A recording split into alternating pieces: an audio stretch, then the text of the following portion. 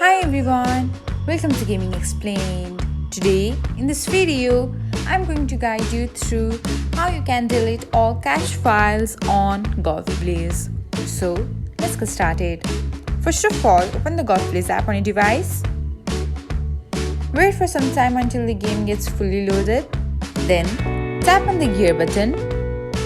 Next, toggle off the button besides customize emotes. Then scroll until you can find delete cached files. Here you can find delete option just corresponding to delete cached files. Tap on the delete button and then select the red delete icon again. And that's it. Now all of the cached files on Golf Blitz will be deleted. Thanks for watching. Don't forget to subscribe to our channel so that you'll never miss another gaming update.